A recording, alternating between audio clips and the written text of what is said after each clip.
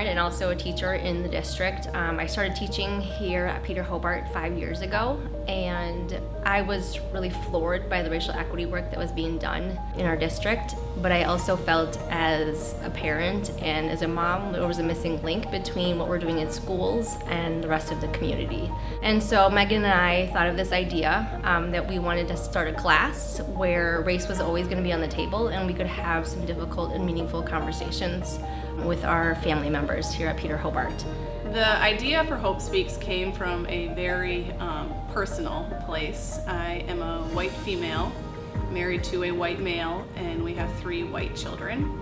And as I've been on my racial equity journey, I realized the importance of making this work not only professional but personal.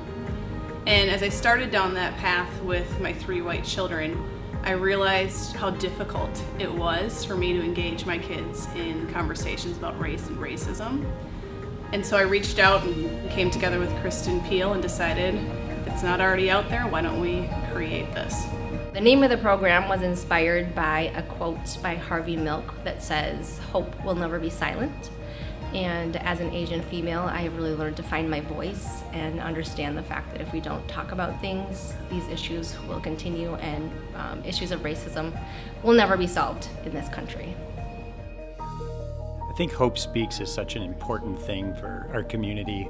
It gives us an opportunity to talk about race, which older generations just really tried to put it under a rug. And this class has really given me an opportunity to think about how race affects our everyday life. One of the most life-changing things of Hope Speaks was hearing the racial autobiographies from people. They were very eye-opening because it just gives a perspective that I didn't have before and opened my eyes to things that I never encountered in my life. So attending Hope Speaks gave me so much more perspective. It allowed me to dive deeper into conversations with people about topics that are difficult to stumble through. One of the neatest things about Hope Speaks was doing it with my daughter. She was 8 at the time, and I was really amazed at the conversations that she could have surrounding race. Sometimes I think as adults we don't want to start conversations or bring up topics that can be messy or hard. We don't want to say things wrong. We don't want to stumble over our words. But Hope Speaks gives us that safe space to have conversations so we can grow, we can become more confident in talking about these really, really important issues. I'm just really grateful for Hope Speaks because it was an opportunity for my daughter and I.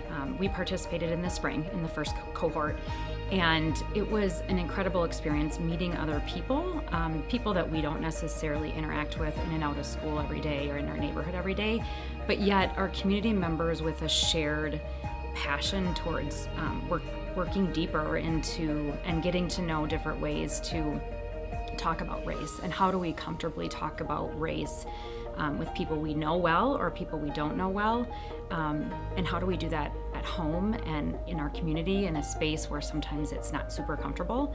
It starts with all of us individually, and I think it starts within our own homes, and then within our daily interactions. So I think it was really helpful to have tools as well as some starting points, not only for all of us as adults, but to help our kids and the kids that were a part of Hope Speaks, but also kids that we'll see and interact with on a regular basis in our community.